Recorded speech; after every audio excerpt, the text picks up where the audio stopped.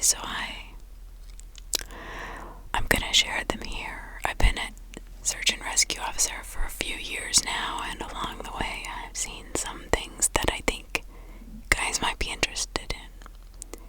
I have a pretty good track record for finding missing people. Most of the time. They just wander off the path, slip down a small cliff, and can't find their way back.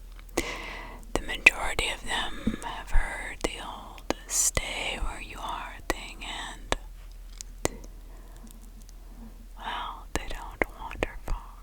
But I've had 2 cases where that didn't happen. Both cases bother me a lot, and I use them as motivation to search even harder on the missing person's case I get called on. I don't know, the first was a little boy who was out berry picking with his parents. He and his sister were together, and both of them went missing around the same time. Their parents all sighted them for just a few seconds, and then they called us when they couldn't find them. We found the daughter pretty quickly, and when we asked her where her brother was, she told us that he'd been taken away by the bear man. Of course, our first thought was abduction. I mean, why wouldn't it be, right? The girl was also insistent that he wasn't a normal man, but that he was a tall, covered in hair like bear, that he had a weird face. We searched that area for weeks. It was one of the longest calls I've ever been on, but we never found a single trace of that kid. The other was a young woman who was out hiking with her mom and grandfather. According to the mother, her daughter had climbed up a tree to get a better view of the forest, and she never came back down.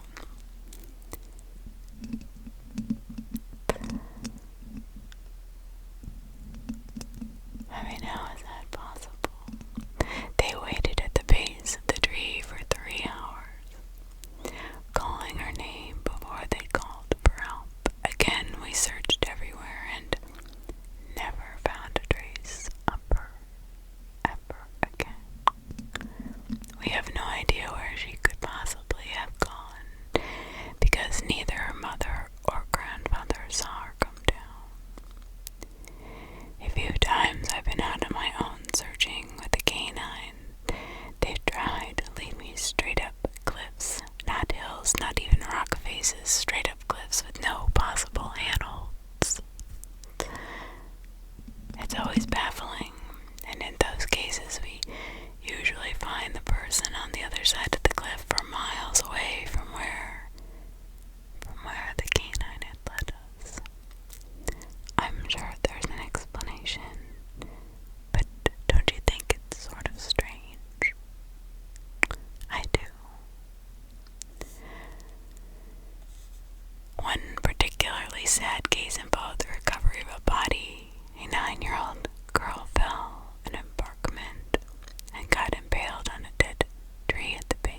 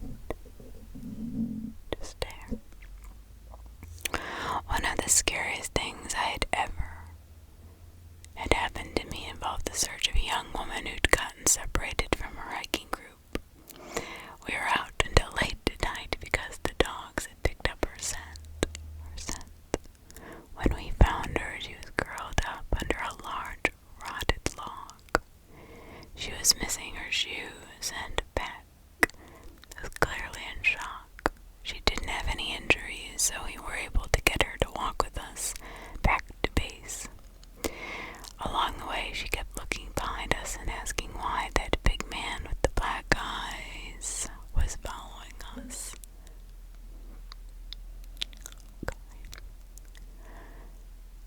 That man with the big black eyes. We couldn't see anyone, so we just wrote it off as some weird symptom of shock. But the closer we got to base, the more agitated the woman got. She kept asking me to tell him to stop making faces at her. At one point, she turned around and started yelling into the forest, saying that she wanted him to leave her alone. She wasn't going to go with him.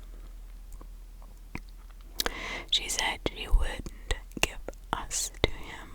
We finally got her to keep moving, but we started hearing weird noises coming from all around us. It was almost like coughing, but more rhythmic and deep.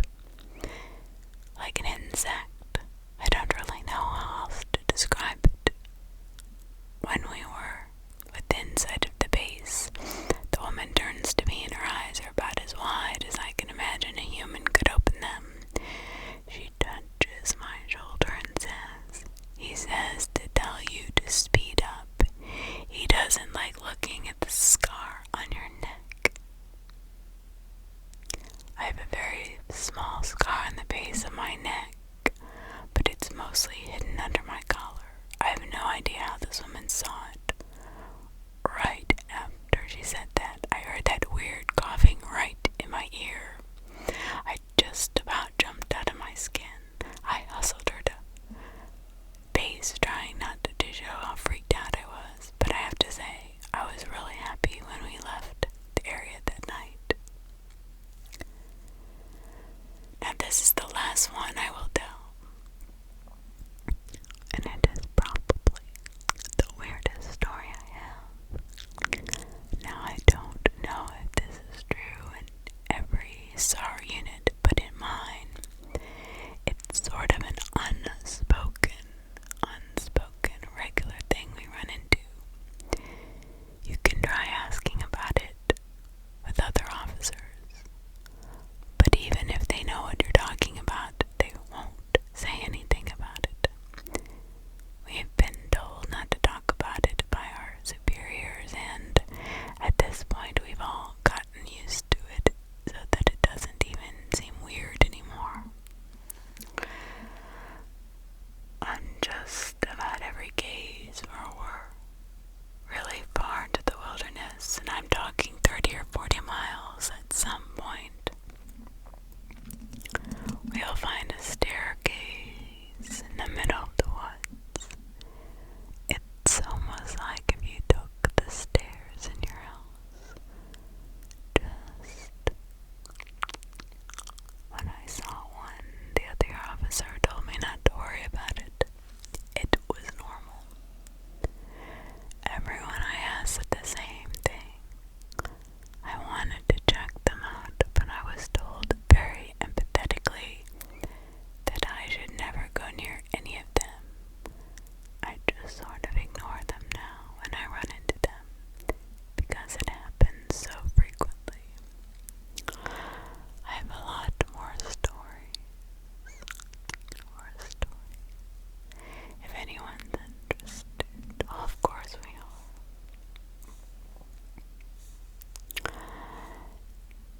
Since there's an overwhelming amount of people mentioning the similarity between some of my stories and those of David Pilates, I assure you I'm not trying to rip him off in any way. I've got nothing but respect for the guy. There was a lot of feedback about the stairs, so I'll touch base on that briefly. See, the stairs don't go up infinitely or farther than I can see, but some sets are taller than others. Like I said before, just imagine the stairs in your house as if someone copy and pasted them into the middle of nowhere.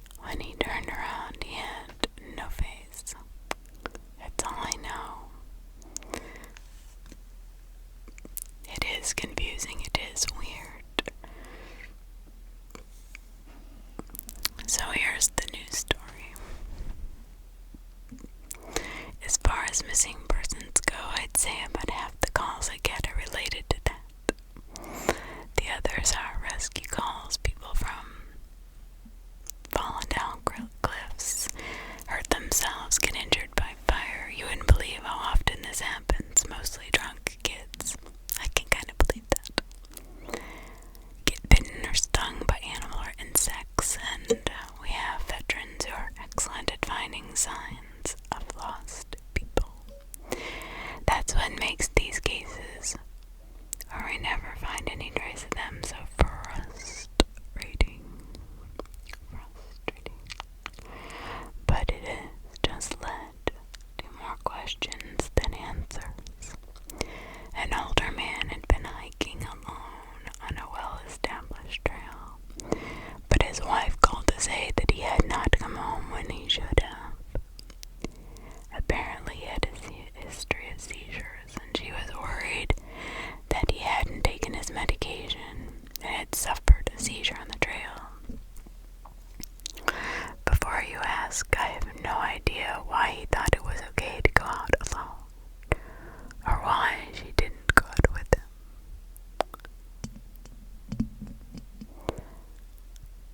People do odd things sometimes, but I don't ask about that kind of thing because past a certain point it really doesn't matter. Someone is missing and it's my job to find them. We went out in a standard search formation. It wasn't long before one of our vets found signs that the guy had gone off the trail. We grouped up, followed him, spreading out in a fan to make sure we were covering as much ground as possible. Suddenly a call comes from over the radio telling us to all head back to the vet's location. We come right away because usually this means the missing person is injured and we need a full team to help them get out safely. We meet back up, and the vet is just standing at the base of a tree with his hands on the side of his head. I ask my buddy what's going on, and he points up into the branches of the tree.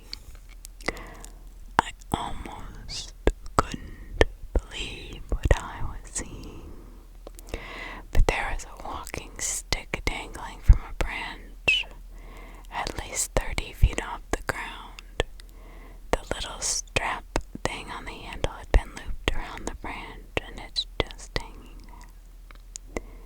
There's no way the guy could have tossed it up that far, and we don't see any other signs that he's still in the area.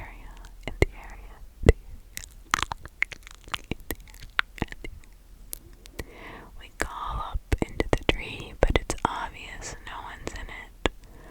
We all are just sort of left scratching our heads. Of course, we keep searching for the guy, but we never find him. We even bring our canines out, but they lose his scent long before this tree. Eventually, the search is called off because there are other calls we have to attend to, and past a certain point, there's not much we can do. The guy's wife called us every day for months, asking if we'd found her husband. It was heartbreaking to hear her get more and more hopeless each time. I'm not sure why this call in particular was so upsetting, but I think it was just the sheer improbability of it. And the questions that were raised. How the hell did this guy's cane end up there?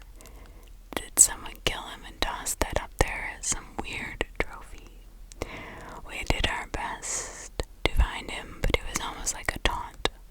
We still talk about that one from time to time. Of course, missing kids are the most heartbreaking. A mother and her 3 children went out for a picnic in an area of the park that has a small lake. One is 6, 5, and the other is 3. She's watching them all closely, and according to her, she never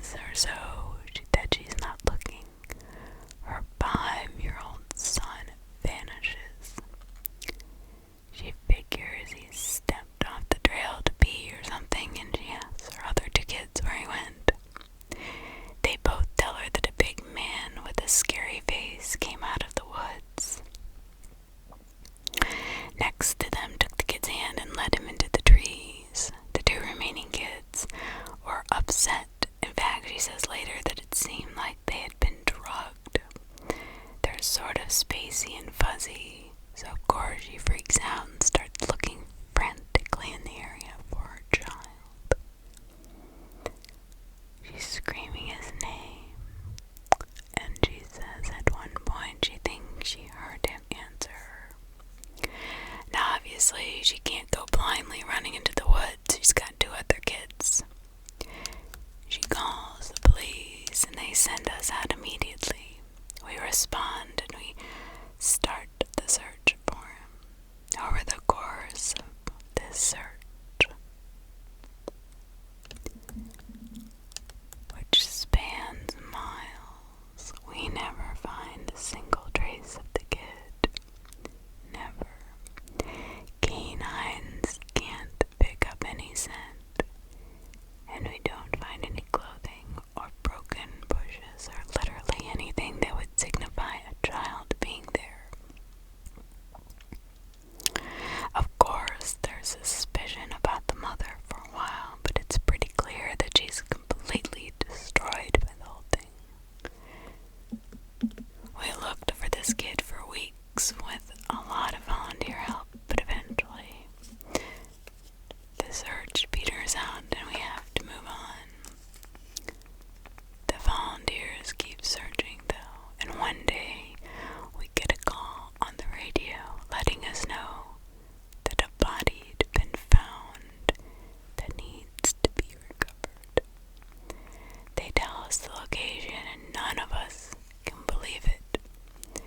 We figured it had to be a different kid, but we go out there about 15 miles from the site where he vanished, and sure enough, we find the body of the kid we've been looking for.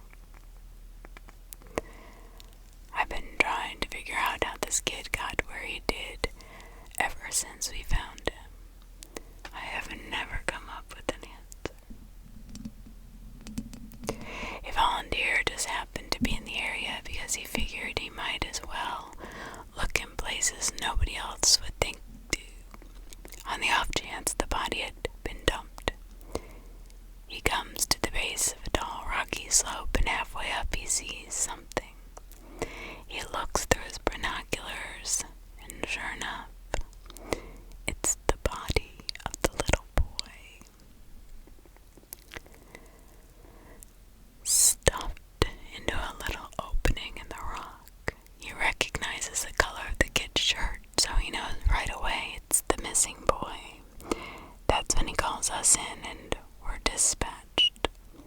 It took us almost an hour to get his body down, and none of us could believe what we were seeing.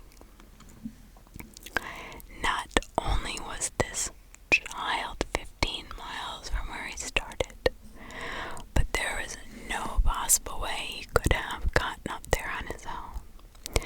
This slope is treacherous and it's hard, even for us with our climbing gear. A 5-year-old boy had no way of getting up there.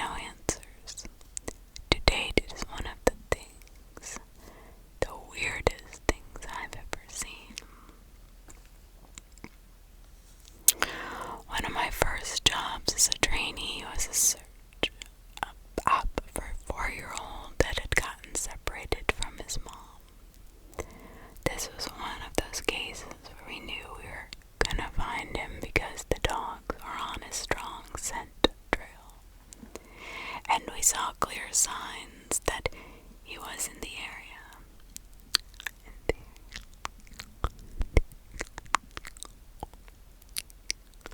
We ended up finding him in a berry patch about half a mile where he'd been last seen. Kid was not even aware that he'd wandered that far. One of the vets brought him back, which I was glad because I'm not good with kids. I find it hard to talk to them and keep them company.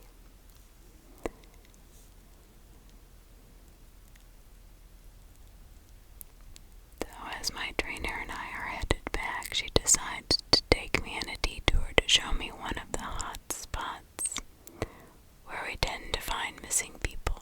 It's a natural dip in the land near a popular trail, and people will usually move downhill because it's easier. We hike out there and it's a few miles away. We get there in about an hour or so. As we are walking around the area and she's pointing out places she's found people in the past, I see something in the distance. Now this area we're in is about 8 miles from the main parking area.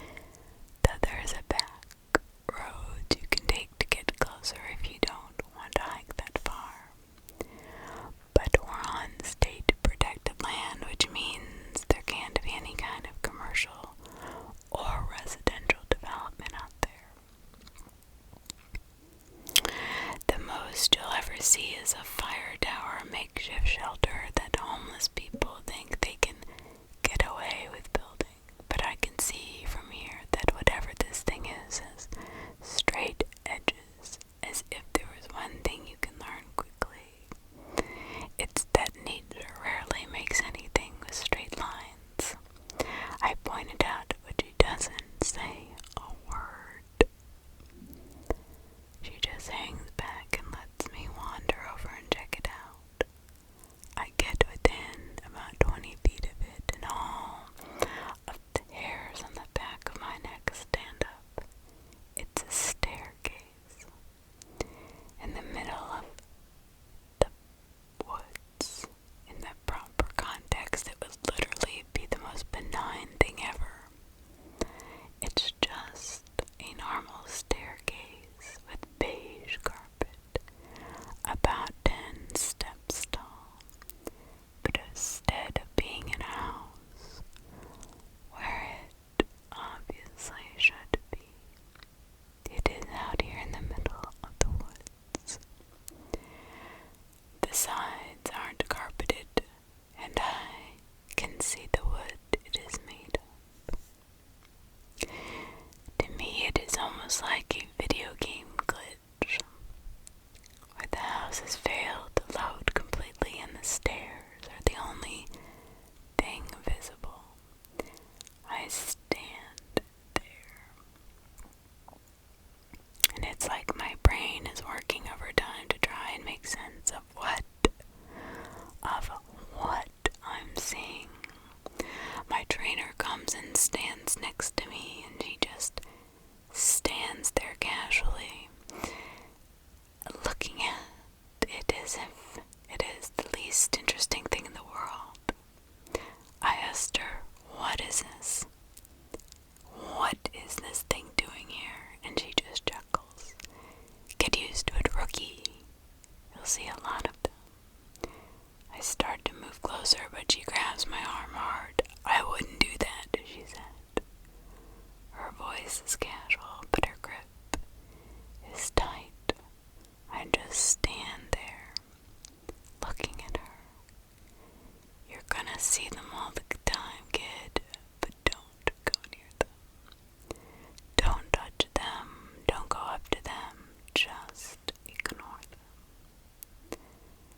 I start to ask her about it, but something in the way she's looking at me tells me it's best if I don't. We end up moving on, and the subject doesn't come up again for the rest of my training.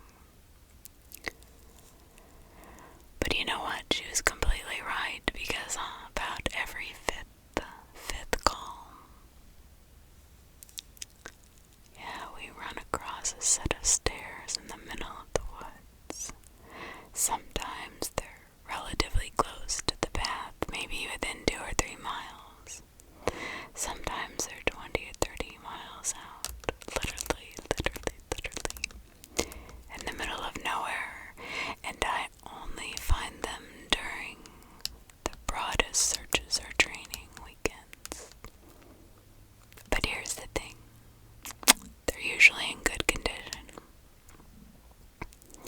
But sometimes it looks like they've been out there for miles, all different kinds, all different sizes. The biggest I ever saw looked like they came out of a turn-of-the-century mansion and were at least 10 feet wide, with steps leading up at least 15 or 20 feet. I've tried talking about it with other people, but the same response, like my trainer had. It's normal, don't worry about it. They're not a big deal, but don't go close to them, and do not go up them. When trainees ask me about it, I give them the same response. Honestly, I don't know what else to tell them. I'm really hoping someday I get a better answer, but it hasn't happened yet.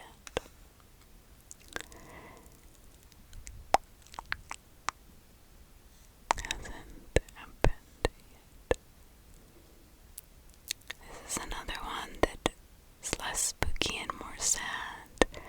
A young man went missing in late winter, when realistically no one should be going that far out onto the trails. We close a lot of them, but some remain open year-round, unless there's a lot of snow. We didn't up for him, but we had about 6 feet of snow on the ground. It was an unusually heavy snow year, and we knew it wasn't likely that we'd find him until spring when the thaw came. Sure enough, when the first big thaw came, a hiker reported a body a little ways off the main trail. We found him at the base of a tree in a pile of melted snow. I knew right away that what had happened, and it scared the living crap out of me. Most of you who ski or snowboard or spend any time on a mountain, you will probably have guessed when snow falls, it doesn't collect to stick in the areas between the branches. It happens most with fir trees because they have sort of a closed umbrella shape. So what you end up with is a space around the base of a tree that's filled with a mixture of loose, powdery snow, air, and branches. They're called tree wells. They're not immediately obvious if you don't know what you're looking for. We put up signs in the Welcome Center, big ones, letting people know how dangerous they are. But every year we get an unusual amount of snow. At least one person doesn't read them or doesn't take the warning seriously, and we find out about it in spring. My best guess is that this young man was hiking and got tired or maybe cramped from walking in the deep snow. He went to go sit